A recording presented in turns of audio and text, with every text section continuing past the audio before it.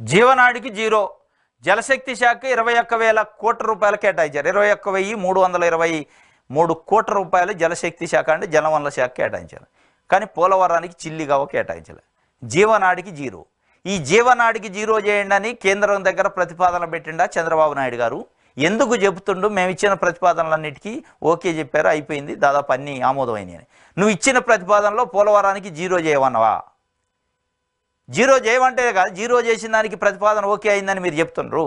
నేను ఇచ్చిన ప్రతిపాదనలన్నిటికీ ఓకే అయింది, నేను ఇచ్చిన ప్రతిపాదనలు ఆమోదించారు అంటే మరి ఆమోదించిన దాంట్లో జీరో ఉంది జీవనాడికి, పోలవరానికి.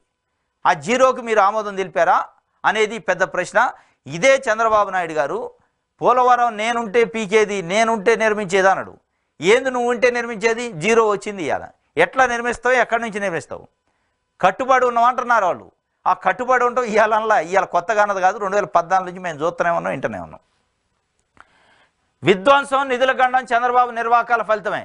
నాబార్డు రుణంతో రియంబర్స్ షరతుకు బాబు తలగొడమే ప్రాజెక్టుకు పెనుశాపం. పోలవరం ప్రాజెక్టుకు సహకరిస్తామన్న ఆర్థిక మంత్రి నిర్మలా సీతారామన్. నిధుల గండం, చారిత్రక తప్పిదాలే శాపం.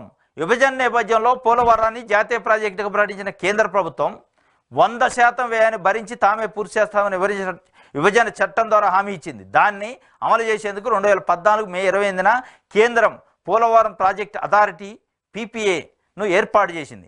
PPAతో ఒప్పందం చేసుకుంటే ప్రాజెక్టు పనులు చేపడతామని నాడు చంద్రబాబు సర్కారుకు సూచించింది. కేంద్రమే కట్టాల్సిన పోలవరాన్ని తన బెనామీలకు ఇప్పించేందుకు నిర్మాణ బాధ్యత దక్కించుకున్న చంద్రబాబు చారిత్రాత్మక తప్పిదాలకు పాల్పడ్డారు. ఇది కథ. అసలు 2014 మే 28 నాడు కేంద్ర ప్రభుత్వం పోలవరం ప్రాజెక్ట్ అథారిటీ PPA అని ఒకటి ఏర్పాటు చేసుకొని పోలవరాన్ని జాతీయ ప్రాజెక్టుగా మేమే నిర్మిస్తాం, ₹1 కూడా ఏపీ పెట్టుకోవాల్సిన అవసరం లేదు, 100కు 100% మేమే నిధులు ఇచ్చి నిర్మించి పెడతాం అని చెప్పి కేంద్రం ఉత్తరం రాస్తే, ఈ 45 సంవత్సరాల రాజకీయ అనుభవం ఉన్న నాయకుడు, ఈ విజన్ ఉన్న నాయకుడు ఏం చెప్పాడు? లేదు లేదు, మీరు 100% ఇవ్వాల్సిన అవసరం లేదు, మేమే నిర్మించుకుంటాం, మీరు ఇచ్చేది ఇవ్వండి అంటే అడ్డం పెట్టేసిండు. ఎందుకు అడ్డం పెట్టిండు? ఈయనకు సంబంధించిన బెనామీ కాంట్రాక్టర్లు ఆ పోలవరాన్ని నిర్మించాలి. కేంద్రమే నియమిస్తా అంటే వాళ్ళకి ఇష్టం వచ్చిన వాళ్ళు పెట్టుకుంటుంది. కేంద్ర స్థాయిలో టెండర్లు అయితే ఈయనకు దక్కదు, ఈయనకు ₹1 లాభం ఉండదు. ఈయనకు కావాల్సింది ఈయనకు లాభం, ఈయన లాభం ఈయన చూసుకోవాలి, అది ప్రాజెక్ట్ పూర్తయిద్దా కాదా అనేది సెకండరీ ఆయనకి అనే పద్ధతిలో అయ్యాలి ఏపీ ప్రజలు మాట్లాడుకుంటూ.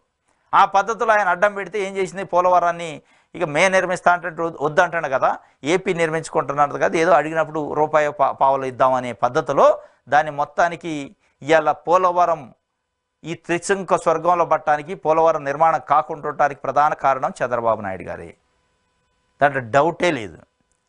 ఇవాళ జీరో, జీవనాడు అని చెప్తుండే, జీరో బడ్జెట్లో జీరో కేటాయించారంటే దానికి ఆ పాపం కూడా చంద్రబాబు నాయుడు గారిది. ఇవాళ మీకు 10 సంవత్సరాల తర్వాత అవకాశం వచ్చింది, నిలదీసి నెటారుగా నిలబడి అడిగే అవకాశం వచ్చినప్పుడు కూడా జీరో ఉంది అంటే ఇక దీనికి ఎప్పుడు వస్తాయి నిధులు, ఎప్పుడు పూర్తయింది?